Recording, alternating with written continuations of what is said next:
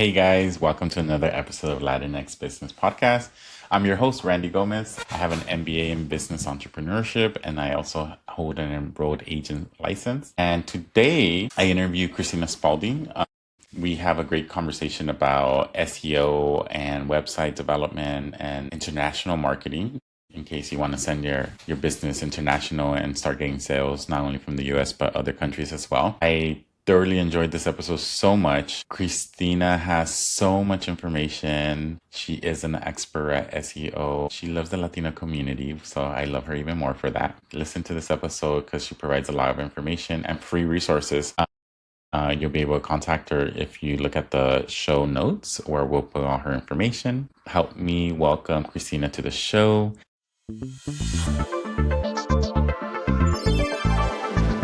Hi, Christina. How are you? Thanks for coming on to the Latinx Business Podcast Show. Hi, Randy. Thanks for having me. Yes, of course. I know you're super busy. You're an entrepreneur, right? So your time is very valuable, so I greatly appreciate that. But yeah, let's get right into the interview. Thanks again for coming on. Tell me, what is your preferred pronoun and what should we go by? A she, her, please.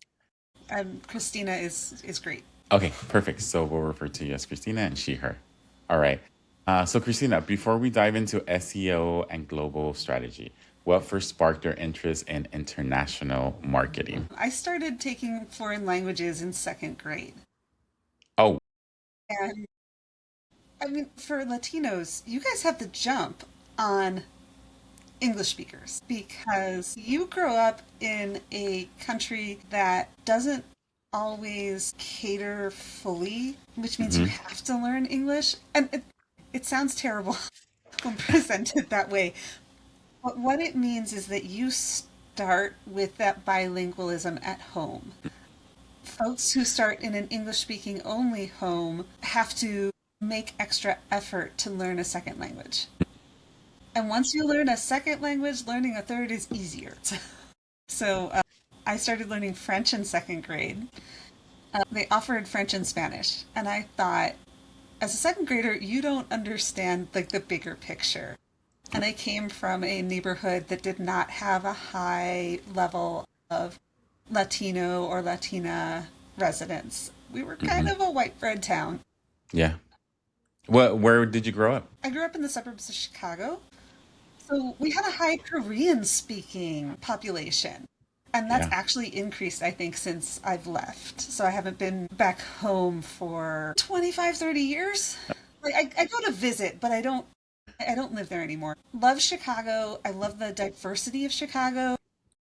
But I'm in Las Vegas and the weather's way better. So I don't blame you. I mean, Las Vegas has more warm weather. And I actually went to Chicago for the first time last year uh-huh. for my IRS conference I attend every year.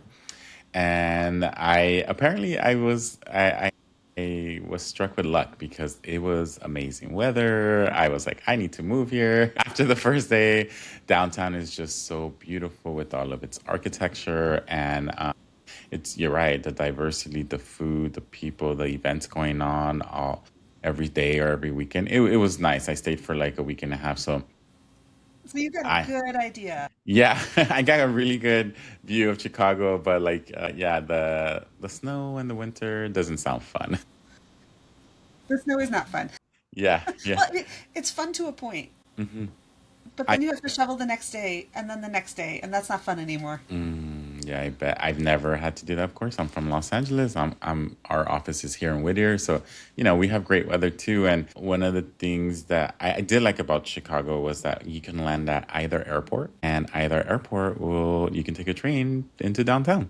So that's what I did. I think I landed like at 5 in the morning. It was so easy. It was like just follow the signs. You get to the train, and it was nice. It was like I never felt like unsafe or anything like that. And then the day we were getting ready to leave, we jumped on the opposite train because I did one. I forget which one I landed on and which one I took off on, but Okay. yeah, I did both.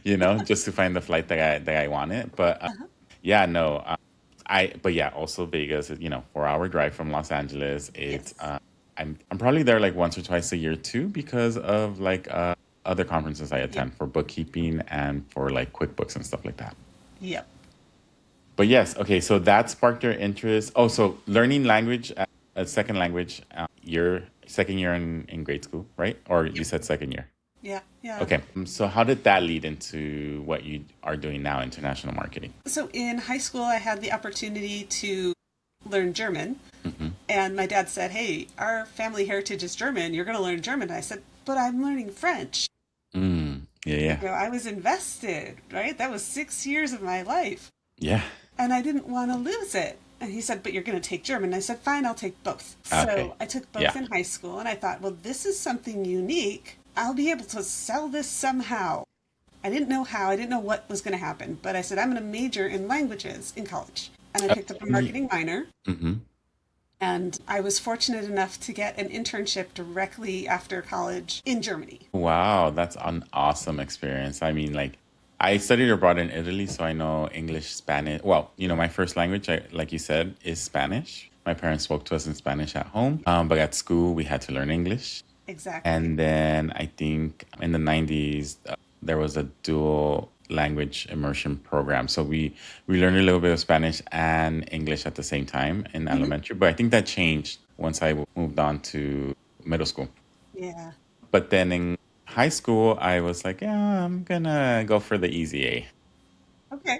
Hey, So, makes you sense. know, yeah, I needed to just kind of like get more of a foundation in grammar, because there was like, growing up, you watch telenovelas with your mom or your grandma and stuff like that, and there was words that I remember. Oh, I would always turn around and ask my mom, "What is that? What is that? What does that mean? What does that mean?" Because like we don't use proper grammar in the US so much as in like Mexico. So that really was like a solid foundation for me. And then college, I also did Spanish, but then I didn't take any Italian courses. But I arrived in Italy that my junior year in college, and then I was there for 6 months. So, Nice. but then Spanish is very transferable to like Italian.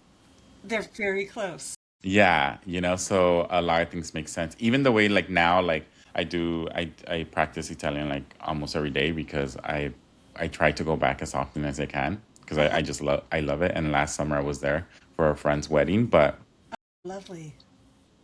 I didn't like the fact that I was like, hey, I can't really like converse with you. So then I was like, this is gonna change because next time I go, I need to have like full blown conversations. But yeah, no, now I know those three. But yeah, sorry for interrupting. Keep going. So then you land the internship in college, right after college. I'm sorry. Yeah. So how did that? Tell me about that experience because I think it's great to for people to hear that. How long were you in Germany, and then how? Yeah, The internship was 6 months, and they offered me a full time position afterwards at my yeah, internship salary. And I said, mm, I'm young, right. but I'm not that naive. Uh huh. Yeah, yeah. So, also, my boss, who became my mentor, was going to leave the company as soon as I finished my internship. Mm, So she yeah. left, and I was like, I'm gonna stick with her rather than the company. Mm, yeah. So I stayed in Germany for 6 years.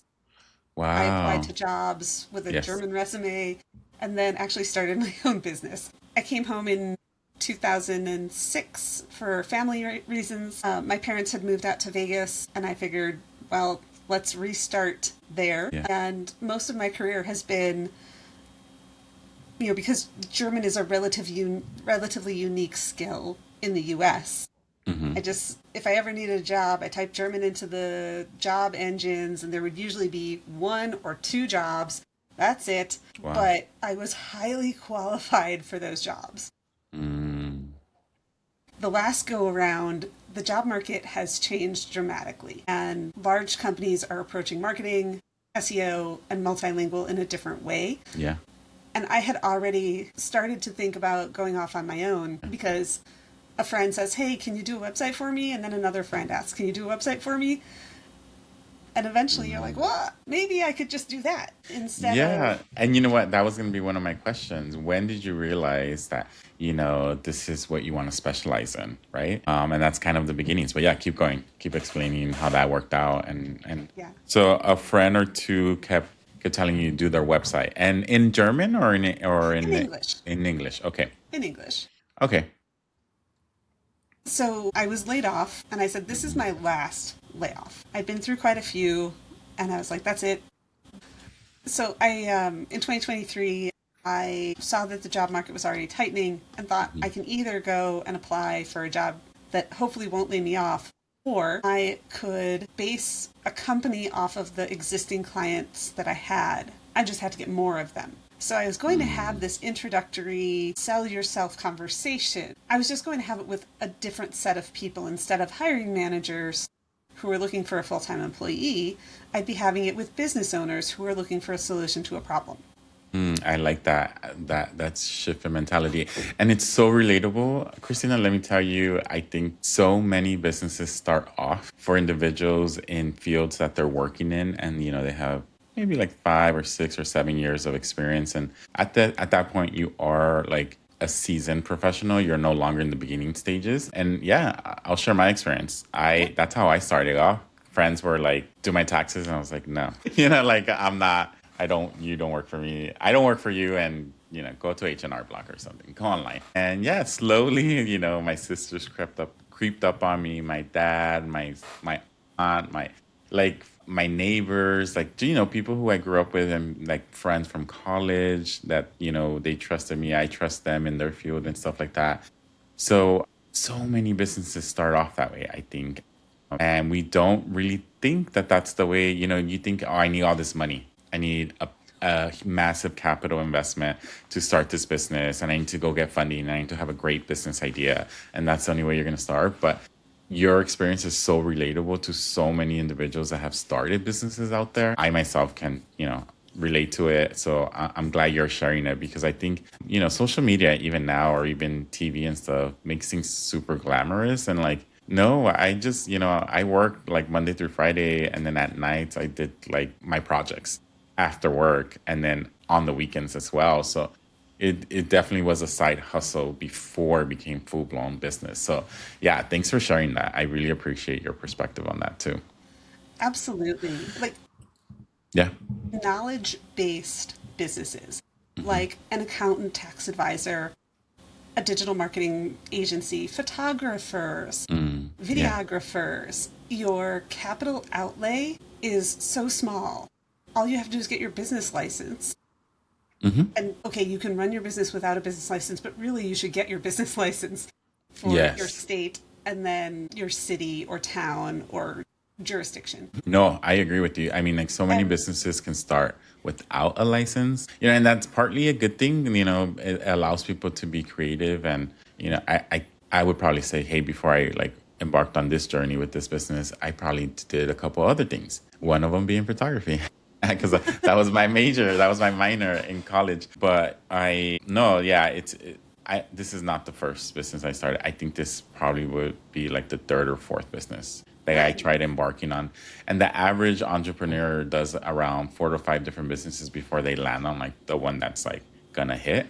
So it says, you talk about bridging the gap between localization and SEO. What does this actually mean in practice, and why do so many businesses get it wrong? So yeah, let's get more into specific your work and what you do and how SEO works for small businesses. Sure. So, a lot of times, a small business doesn't have the resources to do website development and search engine optimization really well. Mm-hmm. There are so many small businesses out there that are like, AI generated website is fine. So, Mm, they do that and then realize, ooh, it's not fine. And I don't know mm-hmm. how to fix it. Yes.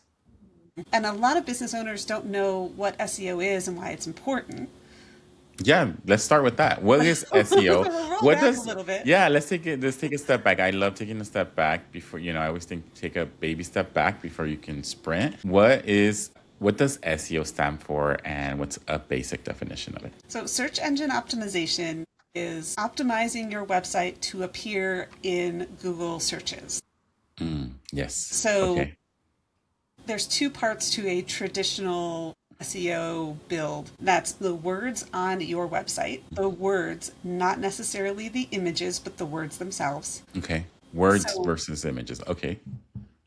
the words on your website, and then links that come to your website. So you Okay. have content and then you have links. One is that you're running for Homecoming King, and then the links are saying they're votes for Homecoming King. Okay. So Other then, people saying that this is content that I think is interesting enough that I'm going to link to it. so how does the wording, for example, play out to become part of the search engine optimization? Like, how does that work So together? Google it has bots that crawl the web. So it's got little robots that go out and say, hey, what's new, web? What you got?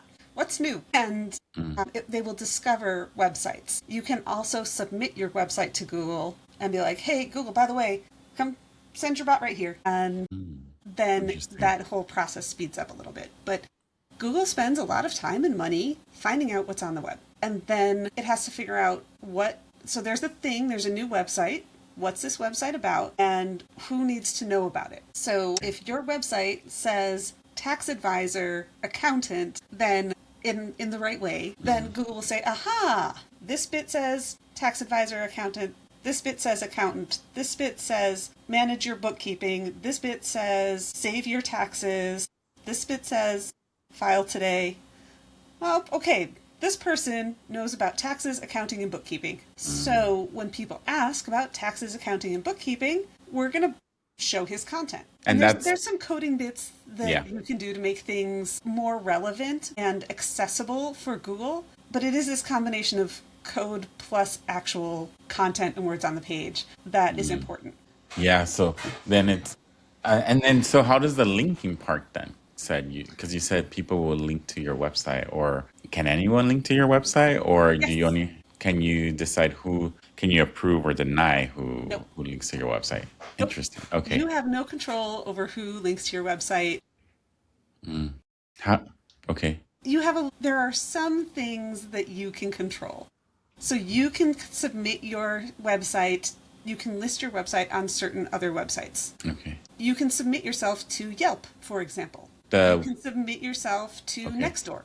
So you can create a business page on Yelp and it says, hey, what's your website? You put your website in there, that's a link back to you from Yelp. You do the same thing for Nextdoor. Nextdoor offers business pages for free. I'm very Okay. much about what can I get for free, right? So I Yeah. started my business when I was laid off. Didn't have a lot of money. What can I Okay. get for free? Let free is an interesting term right now. It's 2026 and it's May, right? And it's Yes. like everything is so expensive.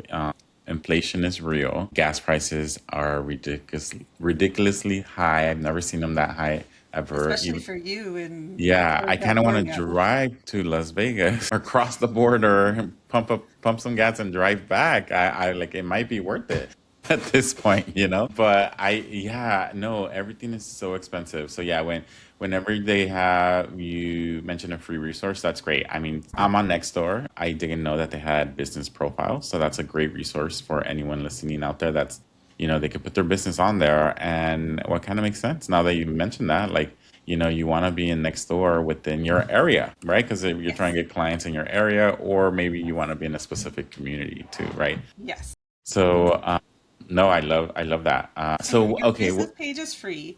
They're going to ask you to do ads, but you do not have to do ads. You can just have your business page and every once in a while you post an update.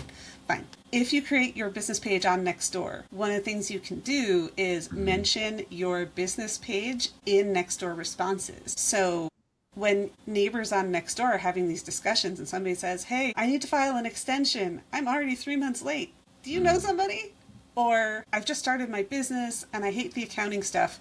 Do you know a good accountant? You can recommend your own business and you can at your page so that people can see all the stuff that you put on that. So internal nice. to the Yeah. Nextdoor ecosystem So that's another way of marketing and for free, like you said. That'd be great for because free. then your next door business page is also in that page, you have like your website. Yes, And that's the link that you're talking about. yes, Oh, okay, so then that's the stuff that like these Google bots crawl and search for and stuff like that. I see. correct. So then and before we come back to the question, the other thing that just came to mind is how relevant then is it all the stuff that you're posting, or do you have to be posting every day on all these websites on your website? How that becomes like I'm running a business, so it seems very tedious or seems like a lot of work to do that. How do you handle that with clients, or what's your advice on that? So there's your website and then there's social media. your website does not have to have as much content all the time to be ranked. You do want to keep an eye on it, at least do a monthly check-in, make sure everything's all good to go. But your social media is where more of that daily work is. And my attitude towards that is figure out your ideal client profile. And your ideal client profile will tell you what to do. Because if you are focused on folks in a certain geographic area and in a certain age range that have a certain interest, then you figure out where do they hang out online. Okay. Wherever Yeah. your client hangs out online, that's where you put your effort. So if you are marketing to business owners, where are they online? A lot of times they're on Alignable. Some, they're not going to be on Nextdoor as much, but if you're looking for heads of households, Mm-hmm. they'll be on Nextdoor. A lot of home services, plumbers, appliance repair guys, roofers. Nextdoor is a great place for those types of industries because people always ask. For a recommendation. They Yeah. ask for recommendations. They Mm-hmm. ask for the local nail salon. They ask for roofers. They ask for plumbers. They ask for electricians. They ask for folks close to them because they want that neighborhood ease of use. So Right. your And no, focus is, I really just want to get my neighborhood. that makes And sense. That Nextdoor makes, is a great platform. yeah, that makes a lot of sense. I mean, I never, actually, I think I just got an ad from Nextstar not that long ago. And I was Now like, you're going this to is get weird. more because we're talking Because about we're it. talking about it. Yeah. And then the bots are going to be crawling all over my social media. But no, actually, that makes it more, you're right. Like if you're looking for a specific type of audience, and then so that's key, I guess, what you just brought on, like making sure that you know who your ideal client is, and maybe you might not get it right the first time, or maybe you think it's this profile, but it might turn out to be a different person after you have more sales and you collect more data and you can Yep. analyze that. Yep. But that is a great. I mean, because I was gonna about to ask you, like, hey, there's TikTok, there's Instagram, there's Facebook, there's X, there's LinkedIn, there's like Align, there's Nextdoor, there's all these new platforms online, and it's so overwhelming to think about, like, oh, I need to be on all of these as a business owner, right? So I like that tip you brought up, that you need You to do make sure. not need to be on everything. Yes, it You will feels drive like you need to. yourself nuts being on everything. Yeah, and right now it feels like you need to be on everything. I mean, maybe big companies are on everything, but as a small business, you don't even have the capacity to be on every social media outlet out there. I mean, there are tools that can help you with that, but I think if you start with ideal client profile, my ideal client profile is business owners of small, medium-sized businesses Hmm. with, 5 to 50 employees who already have an idea and now they're looking to expand from their current market into another language, whether that's from English only into English and Spanish, Hmm. or, okay, I've got English, but I'm going into Europe and now I need French and German. Right. But I think there's a massive opportunity for English speaking business owners who don't currently market in Spanish, especially here in Las Vegas or out in LA and Southern Hmm. California, No, yeah, that and 15% nationwide, and I'm probably speaking to the chorus here, but 15% of the US speak Spanish as their first language. Here in Vegas, it's mhm. 30%. Oh, that's high. That's I'm that's a sure high in LA number. it's even higher. You know what? Yeah, my mom's been in LA for like 40 plus years, and to this day, she's never really had the need to speak English to anyone because I grew up in East LA, and it's like I really don't know what the percentage is, but I'm just gonna say a number like 99.9%. Like, and she understands everything we say in English to her because she's been that long in this country. But my mom will not speak to you in English. My mom will only speak to you in Spanish. And you're right. She like she listens to Spanish media. Her Hmm. friends, her coffee group, they all like talk in Spanish and Yep. share information in Spanish to each other. So I get that. So then let me ask you this question then. So what does it in practice then? What do small businesses get wrong then? Like taking it back to the question that we had asked earlier. What is the one thing that a small business gets wrong as soon as they start thinking about local SEO strategies and stuff like that? I think it's still that ideal client profile and the I'm just going to make AI do it for me. Yes. So Gotcha. So not having that client profile is Not what having a client that's what they profile get is wrong. probably the biggest problem for new business owners. And as you said, as you move through your business, you realize, okay, there's a pattern among my clients. My pattern is XYZ. So I have to go after XYZ. You may have two different types of clients. And then you realize client type A brings you more money or a higher profit margin. And Right. client type B doesn't spend as much, or they spend it on things with a lower margin. So then you can be like, okay, I have grandmas who come into my store and they buy for their grandkids and they spend a lot of money. And then I have the kids themselves who come in and buy penny candy. So who am I going to target? I'm probably going to target grandma because she's going to spend more at my store. Right. Higher May ticket. have a little bit of budget for the kids themselves because the kids will say to grandma, Grandma, can we please go to Uncle Tio's store instead of Tia Maria's store? Yeah. So there's a little bit maybe for kids, but the majority winds up going to grandma because grandma spends more. Got it. So Yeah. you'll see different patterns for whatever your business is. You'll see your patterns and you'll be like, okay, as an accountant, I really like working with this type of business or this type of client. And you'll tailor your marketing projects to that type of client, Yeah. hopefully. Yes, yes, yes. So you know what, and I'm glad we're taking that step back and you're talking about that because maybe you're like, hey, I just want to start SEO because I need to make more sales. But the foundation of that really means like knowing your client base. So like if someone doesn't really have that information, then the first thing that I'm thinking about is they need to go back and start tracking who their client is, right? Yes. Yeah, so like no, but yeah, that's really important. So I think that's the key answer here to this question of like, if you're gonna start specializing your SEO, like you should really know who your client base is, or at least your profile A, B, and C. Yes.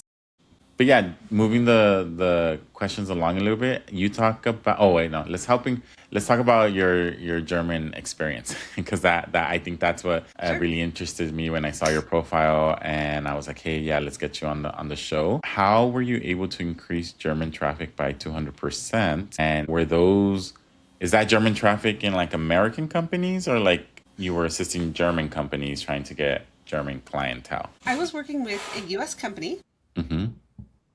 that had a website all about gambling and Okay. what online casinos were the best.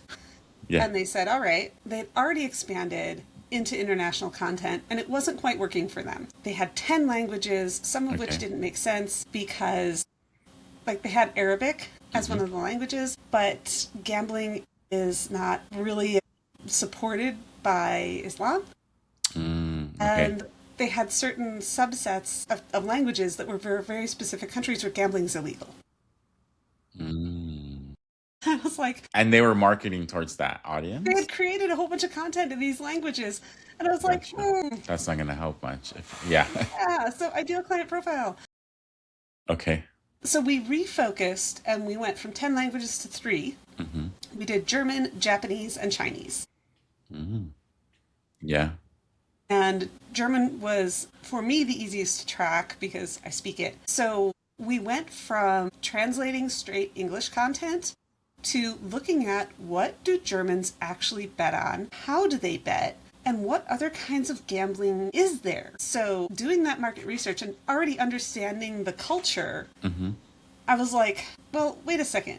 We talk about these slot machine manufacturers, but there are 2 to 3 slot machine manufacturers that only operate in German-speaking countries. We need to talk about those. Yeah. So there are Germans bet on soccer, they don't bet on US football. Right. In the Yeah. US, most of the betting money is spent on US football. That's going to change as Latinos enter the market Mm-hmm. because Latinos watch American football and soccer. Oh yeah. Yeah. Like I'm So you're there's probably, you would consider, doing a bet on like an FC Argentina game or something like that instead of just looking at the Super Bowl. There's a reason, by the way, that the NFL chose Bad Bunny as their artist. Oh yeah. It wasn't for Please funsies. enlighten us. It's because they realized that the Latino customer spends money on tickets, on merch, on all of the things that make football and the NFL money. The Yeah. Hispanic customer is important to them, enough Yeah. so that they said our Super Bowl halftime act should speak Spanish and sing in Spanish. And it's not the first time that they've done that. You know, they had Shakira and J-Lo together Yes. singing in English, but repping Latinos Mm-hmm. at the Super Bowl. This is not, it's not them being socially conscious exclusively. It's them realizing that a good portion of their market, they're identifying their ideal client profile. And that ideal client profile has a high Latino percentage and is interested in the Latino culture and enjoys Spanish speaking music. Yes, yes. I mean, even just talk, even to give you personal experience, I mean, I just got back from Mexico City and everyone there was buying the Mexico City jerseys for the World Cup. And, Saturday there's going to be the Mexico versus Australia game here at the Rose Bowl in Pasadena. So, but also, and my nephews, I got them a jersey too from Mexico, but Have fun. I saw my other friend just posted her friend, her cousin or somebody from her family came over and just brought them jerseys. So I'm like, wow, it's such a money maker, right? Like whether you're being socially conscious or not, or like, you're like, hey, like that's where the dollars are at, and that's where like big companies are going after. But what was I gonna say with that one? I had something else I was gonna say, but I can't remember. But yeah, no, I think I just wanted to give my own personal experience with that. Oh, yes, I remember. So, growing up, of course, I'm both American and Mexican, right? Because I was born Okay. in Los Angeles. So, growing up, I played football, I played baseball too. Latinos love baseball as well. And, like playing football growing up, it's the American culture. Like you Yeah. go to a football Friday night game, Yeah. right? My nephew is now in high school, so like we're going to his games, or last fall we were. Fun. And now, but he loves soccer too. He grew up watching soccer. I grew up watching soccer with my dad too, right? And Yeah. Saturday or Monday or Saturday, Sunday mornings and stuff like that, or evenings at home and stuff whenever the games are. But it's such a phenomenon, like cultural experience. Like if you're Latino, and you live in the U.S., you're gonna experience both no matter what. But I do find interesting what you just said, that that you said like Latinos spend money on merchandise. So does that mean that other demographics, like they do go to events but they don't spend money on merchandise as much as Latinos, or what's the what do you know about that? I don't have any specific stats Mm-hmm. on who spends more on what. Yeah, yeah. I did see a recent profile that said Latinos are more likely to spend a higher percent of their budget on like experiences, whether Okay. that's dining out or going to a game. And dining out was a thing that I noticed because I have some clients who are restaurants. So I'm like, Yeah. do we want to look at like presenting our menu in Spanish? They haven't said yes or no yet, but it's I just saw this maybe a few weeks ago. So Yeah, I mean, so yes. many things here in Los Angeles are in English and Spanish, I just had recently one of my cousins come from Mexico, and they were like, we almost just feel like we're in Mexico, but it's not Mexico, first and foremost, because everything they've read, or street signs or restaurants and stuff, they're like, hey, everything's in English and in Spanish. And I was like, hey, well, same deal. You go to like Asian speaking communities, you're going to see everything in English, and you're going to see it in their Asian language as well. Because there's like so many immigrant grandparents and parents and generations that have come. And, it's very interesting. Like you hold on to your culture as much as you can, because like, you hear so much, even now, like, different forces that are trying to strip that away, But I yeah, no. believe language diversity is an asset. I am pro, if you're in a multicultural household, the question of do we raise our kids to speak one language, another, or how many? As many as possible. All of them. All the All the languages. languages, yeah. I feel like having folks who speak different languages in a room means you have people who have different perspectives on how to solve a problem. Yes. Interesting. Yeah. How you phrase things differs from language to language, and how you build sentences differs from language to language. That's a very subtle change in how you see the world and how you express how you see the world. Yes. And So then the if we're trying to meaning. solve a problem, Uh-huh. you're coming at it from the same way, and everybody thinks the same way, you're going to come up with a solution, and if that solution didn't work before, it's not going to work now. Yeah. You get people who have a different perspective. They come in with their perspective, how they see the world, their experiences, and they say, what if we tried this? And you get different solutions to problems that can make your business better, make your life easier. Yeah, Having or diverse rooms is important because it makes our world better. yes, no, thanks for saying that. And so for a Latinx entrepreneur that's listening, how do they know they're ready to expand to like international markets, right? What's the point where you're like, hey, it's time to search for sales in other countries and stuff like that? How do you define that? So, your business should be really running very well in general. You've got the people in place, you've got the systems in place that it's just running like clockwork. Everybody knows what they're doing. You can handle surprises. You can find ways to scale up. So you're comfortable and your structure is there to support you as you grow. I know a lot of folks when they start out, they're scrambling to get everything done. They're wearing all of the hats. When you want to expand internationally, you have to be able to delegate because you cannot do it all. So once Yeah. you've got your system and your support network set up, you're getting regular income, you have your system set up. That's gate number one. Gate number two is an interest gauge. Are you getting queries from other languages or other cultures? When you look at because I do SEO, half of the web is in English. Okay. 50% of the web is in English. That's a The big next number, yeah. largest language is 5 of the web. Which is? And there's about 5 of them, including Spanish, Russian, French, and there's a few others. Okay. But each one of those has about 5%. Wow. Spanish has 5% of the content on the web. That's, yeah. But Spanish is it's the second largest native language and in the top 5 of languages spoken. So there's more native Spanish speakers than there are native English speakers, but there are more second language English speakers than second language Spanish speakers. So more English speakers in total, but more native Spanish speakers. Interesting. Yeah, yeah. And I feel like so many people feel more comfortable in their native language because they can express Absolutely. themselves so much easier, faster, and with more precise, and intention, which I think, Yes. because I was gonna circle back and say like, yeah, the intentionality of like, or the meaning of one word in Spanish sometimes does not translate to the English language. So like, I always have these little battles in my head whenever I hear people translate stuff like on the news or on TV or something. I'm like, I would have not said that. I would have said something different. I would, because like, I think the intent and the meaning behind it is a little bit different. So yeah, no, I can't believe that 5% of the worldwide web content is only in Spanish. And that's second to the English, which is 50% of the content. And then those other big languages that you mentioned as well, right?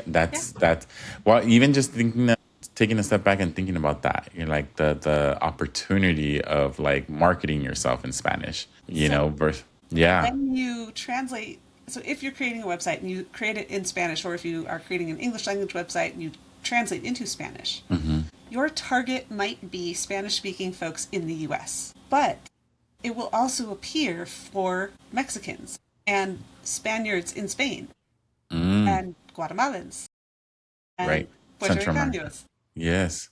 because there is less Spanish content to draw from. The likelihood that your content will be shown is higher, right? Interesting, Instead of yes. drawing from a deck of 52 cards, we're drawing from a deck of 24 cards Yeah. or 13 to 26 cards. Yeah. Right? So instead of 4 suits, 2 suits. Right. Like, or 50 cards versus 5 cards. Yeah. No, that's, Exactly. wow. So the chance of you getting shown is higher. It's not always like that dramatic, but the chance of you getting shown is higher just because there isn't as much competition. And I think There's truth to a numbers. lack of information, especially in critical industries like insurance and finance for Spanish speaking clients in the US. Now, if you want to go into Mexico and you're in finance, then there's a shift because financial products and rules in Mexico are going to be different than they are in the US. Yeah, different laws in different countries. Yeah, and very specific. Especially here in the U.S., they're very strict with the Securities and Exchange Commission.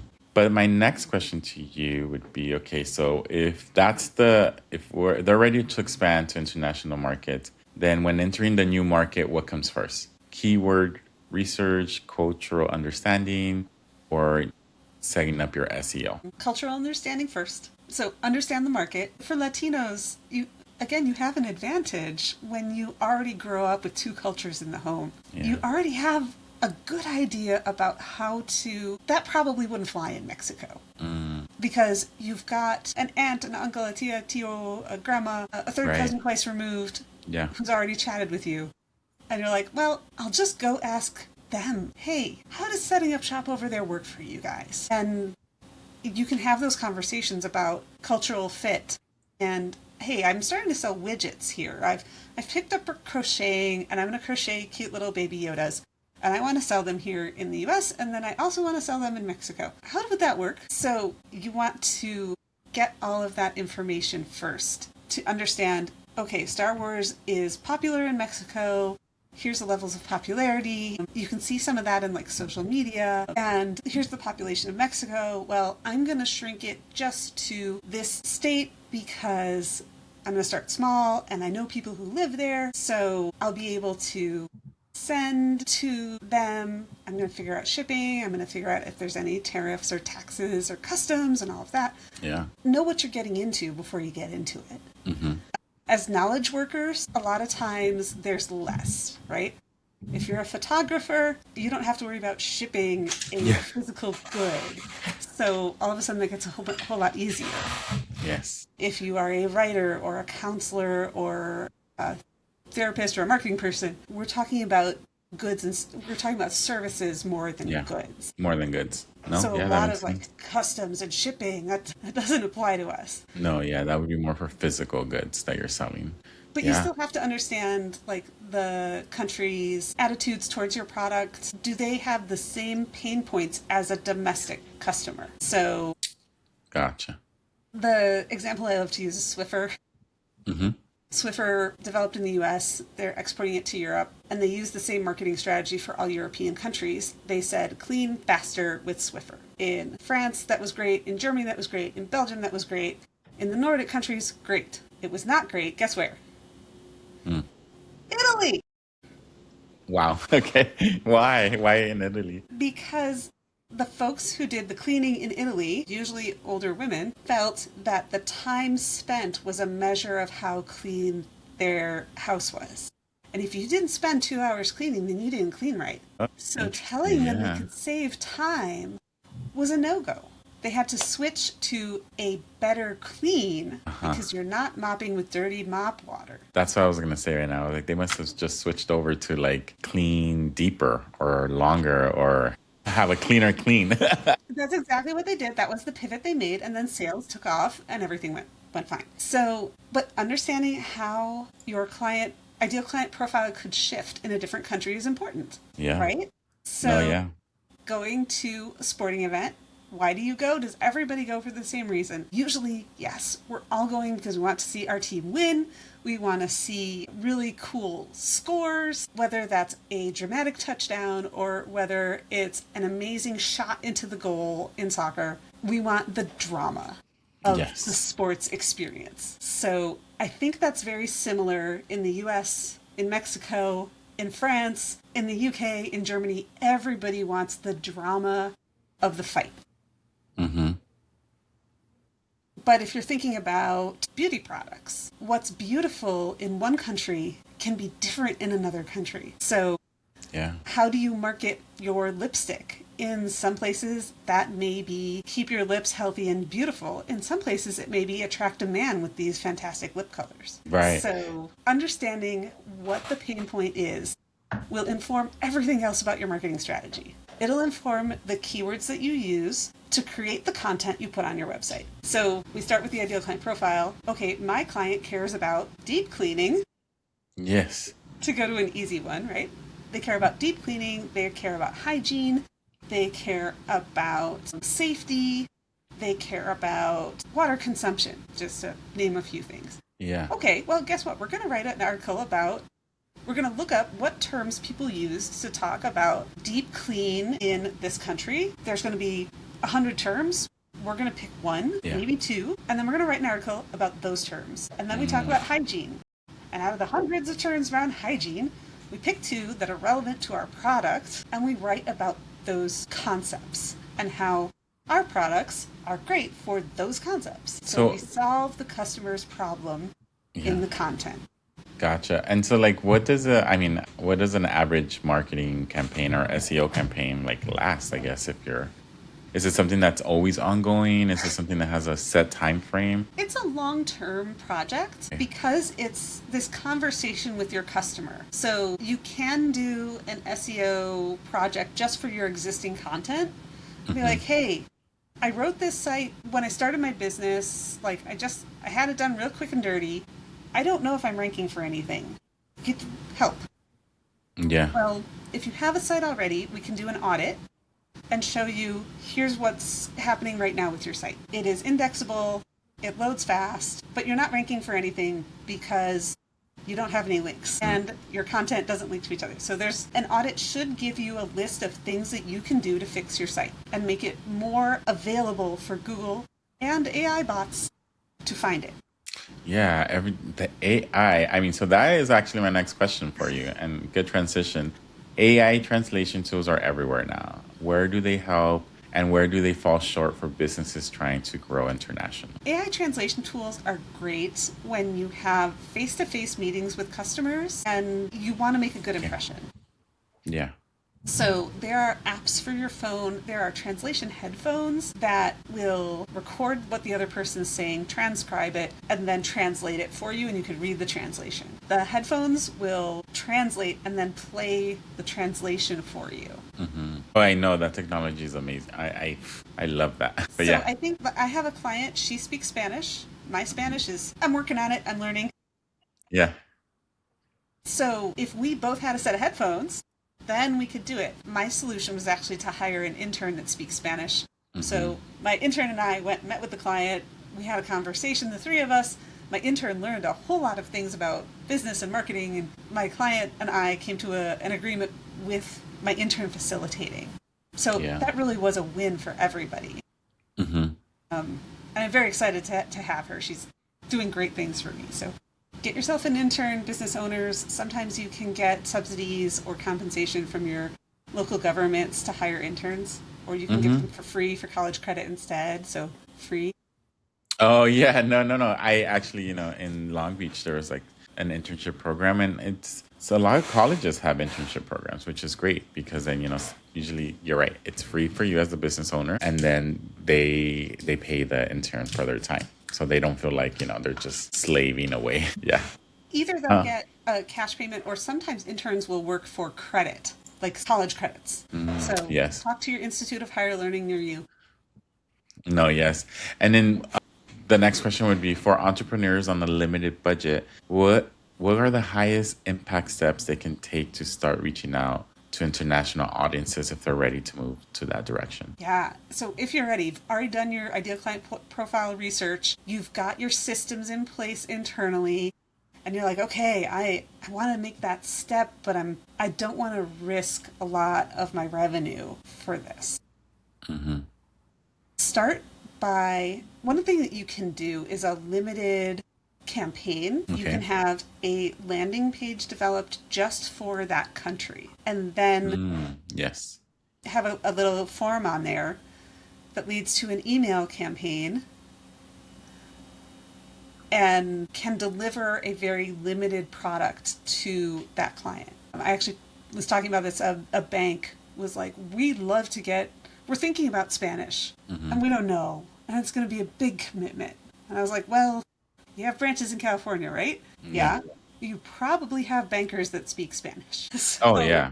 100%. one thing that you can do, you develop a Spanish landing page that collects these folks' data, and all of these leads go straight to the bankers that speak Spanish. And then they can call up those clients and say, hey, you said you were interested in a banking product with us. How can I help? Hmm. And then it winds up taking the sale offline, which isn't great for an online process. But you can measure how many conversions that particular banker made and see, hey, was my campaign successful? For Gotcha.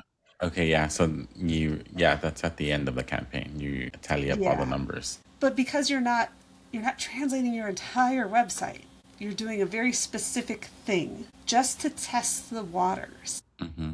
Yeah, and You then I can guess do just a to small thing that you say, okay, yes, this is working. yes. And then just to take a small step back, a landing page is like an additional web page to your website where, it could be anything. It could be just for like a promo you're running, or it could Yeah. be for that campaign you're running, for example. And then that could be active and deactivated at any point as well. It could be active for a month, a week, or 6 months, and then, or maybe for a whole year. But that is technically just like another web page of your website. Yeah. Yeah. It's a page on your website that has a very specific purpose Yeah. to Okay. get people who are doing a specific campaign. Yes. So if you're on Facebook and you click one of those Facebook ads and it says sign up for our competition, go to our website to sign up for our competition. You go to a landing page to sign up for the competition. Or Gotcha. there's Yeah, two. that's a good explanation. Yeah. Yes. So Yeah. that's what's happening. You visit Wine Country with J. Lore Wines, sign up for our sweepstakes. Yeah. You click on that, you go to a page. You can get to the rest of J. Lore Wine's website, but really they just want you to fill out the gosh darn form. So it doesn't have Yes. like this full header and this full footer and all the things. It's really like, do the form. Here's our privacy policy. Yeah. So very small, very simple, low cost, low effort. Yeah. That doesn't mean low quality. It just means it's a very targeted piece to get people to do a very specific thing. For example, give us your name and email Exactly. and phone number. Yeah. And that's all you collect. Yes. Awesome. So oh my God, so fast. Okay. So our last question. Looking ahead, how do you see international SEO evolving over the next 3 to 5 years, especially with AI? Because, I think that's the key. Like, AI is all the rage right now. I've heard AI has taken quantum leaps in the last year or so. So, a couple AI companies are going to go public this summer as well. So, how do you see SEO evolving with AI? Because, one thing that I will bring up is like, I hear people are now having these AI agents manage their marketing and SEO campaigns. So what's your perspective? There's going to be so much change. There's a lot of different things happening, and there are a lot of opportunities and there are a lot of risks with AI. Okay. In the SEO world, I'm going to keep myself to the SEO world because it's another hour conversation to talk about AI and its impact on Yeah, yeah, that's fine. No, you're So in good. the SEO world, Google just recently said in the last 2 weeks that SEO for AI engines is just good traditional SEO. Good traditional SEO, write content for your target audience that answers their questions, find people who will link it to you. So that concept of answer your clients' questions in a way that makes sense for your clients and for robots holds true according to Google, and it also holds true in experience with other AI technologies. AI and LLMs look for information. They use Google to find information, they use Bing to find information, but they process the information on the page just slightly differently than traditional search engine crawlers. So you want to give AIs more information that is all highly relevant to other topics on the page. So if you think about Star Wars, stay on target, and answer all the questions about the thing. So it's sharing more about your company, your products, and your services, and do it in a way that makes sense logically for people and for robots. That's the thing that's not going to change. Agents, different AI systems, that will all change and develop, but AI is built on human language. It is built on the content that we give it. If we give it poor content, it will deliver poor results. So do the best to explain what you do, why you do it, how you do it better than everybody else or differently. And that's already going to give you a leg up in getting found. Yeah, no, thank you. I appreciate all your insights today. I mean, and one last final question. How would someone get a hold of you? Websites, like what is the best way to contact you if, they want to reach out to you and work with your company and try, even if it's doing, actually, do you do SEO for companies like just in the US or is it only Yes. international? Nope. I do US only. I do international companies who are looking to market within the US. So if you Hmm. are a Spanish speaking company and you need Americanisms, I got you. I like that. Yeah. I have done a lot of work for German speaking companies. They'll translate, but somebody who's a native German speaker and has learned a lot of English misses some of the Americanisms. So Yeah. in that kind of situation, that's what I do well is I Americanize content that's been written for an international standard. But they can find me at Yes. Manzanita, MKTG. That's Manzanita with Hmm. the Spanish accent Manzanita. Yeah. M as in Mary, A-N. Z as in zebra, man, A-N-I-T-A. M as in Mary, KTG.com. Yes. So Little Apple, MKTG.com. And then Manzanita MKTG on Facebook, Instagram, and LinkedIn. Okay. Yes. So thank you for sharing that. And again, thank you for your time. I know, we're a little past over the time we had scheduled, but We are. I'm really glad that you came on. This information is going to live on the World Wide Web, right? So it's going to be there. But no, again, thank you so much, Christina, for your time. And, maybe we'll have another follow-up in the future as well. It was a pleasure. Thank you so much for having me on the show. I love the Latino community. I think that there's so much opportunity and Latinos deserve to be celebrated and supported. So it was exciting for me to be here. Awesome. Thank you so much. Have a good one. Thanks so Bye. much.